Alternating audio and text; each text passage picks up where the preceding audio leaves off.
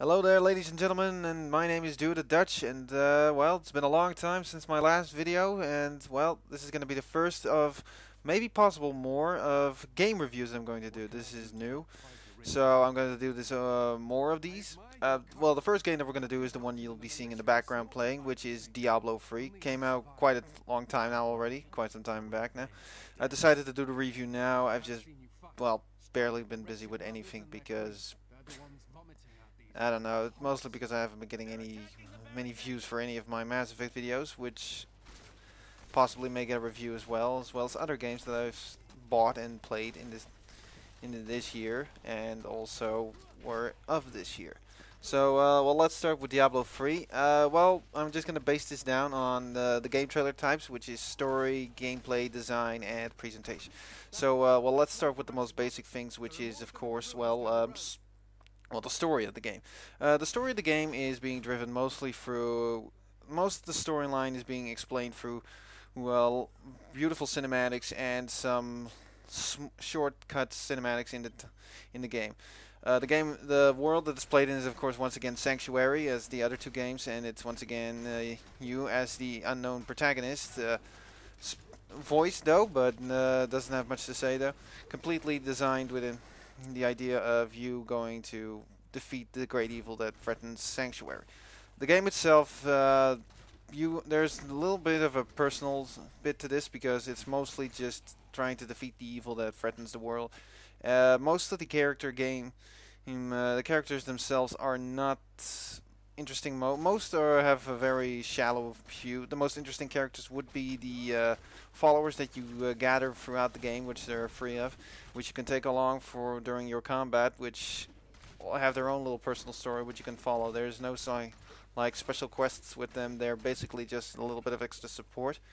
The game has deep lore, which can be read on and by audio files, and text, which is being narrated by Decker Gang, among a few others.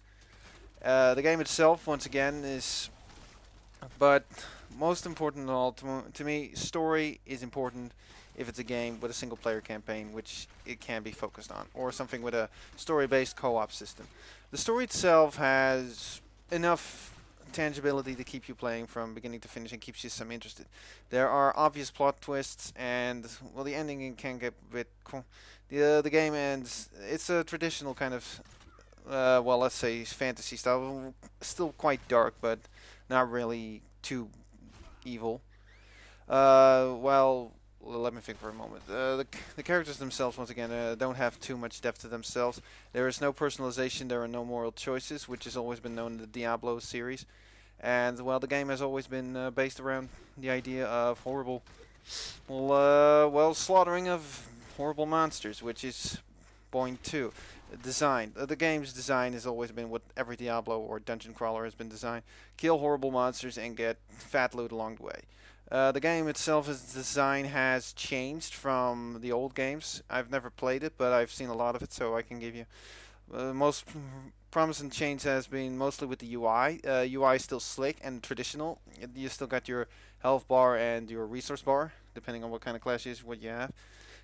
What has changed this time around is you can only have a limited number of abilities to your disposal, skills, of course.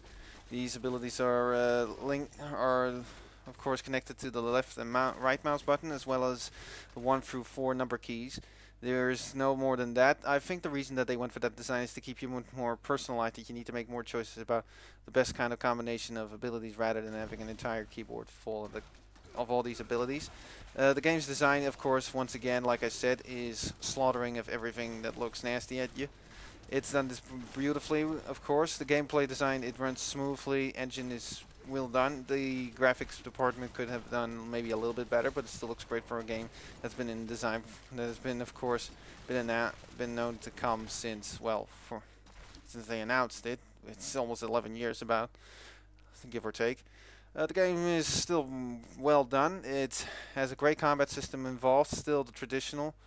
Maybe a bit, some people would say it's too old, but to be honest, sometimes the olds are the best, and in my idea, I've never played a game that has been giving me such a satisfying feeling of mowing down hundreds and hundreds of evil hordes of enemies, ranging from simple undead dudes to the most horrific and disgusting demonic forces you can find. Next up is gameplay. Gameplay is, of course, as we know, looks on how the game plays. It plays fast, responsive, and quite smooth. The game is, of course, designed around you slaughtering the evil in the most interesting way you can think of.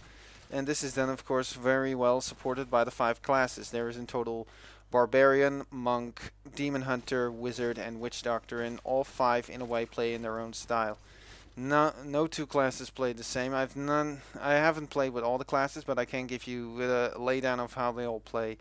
Barbarian is mostly, of course, as we know, full-on smack, slash, everything in sight, goes in, charges up, and slashes everything to pieces, and is probably dripping blood from his armor by the time he's done.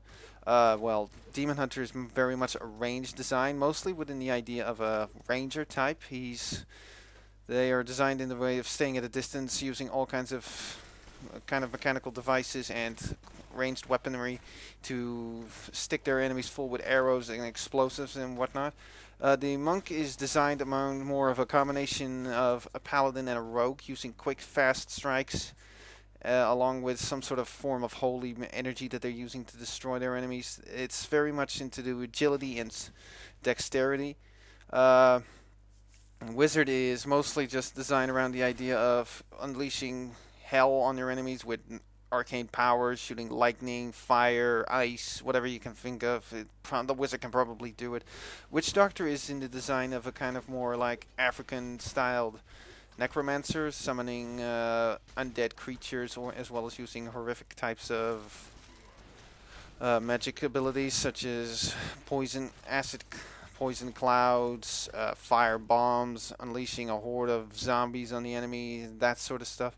The game's design is still very much as it's always been from the other Diablo games. It's running through dungeons and doing the same thing. It's getting fat loot, money, and, well, becoming an absolutely badass looking kind of guy. So yeah, that's basically what it comes down to gameplay. What else can we think of? And then last but not least is the presentation. The presentation has been done very well. Voice acting is top notch, as you can expect from Blizzard. They've always been known to always get some of the best voice actors they can get. The scripting is very well done, nothing too corny, at least not enough to me. As well as, of course, as we all know, Blizzard has been known to create some of the most beautiful cinematics, which can be clearly seen. Their cutscenes, sometimes I think I'm more watching a movie than I'm actually playing a video game, until I all of a sudden get back to the game, and then all of a sudden I need to start clicking again. Sometimes I just think it's, is it over? I just enjoyed it. It really is a beautiful game. Like I said, the game itself and in-game looks still great. Considering how much stuff can sometimes go on in the game, it still holds its own. You're gonna need a bit of a hefty rig.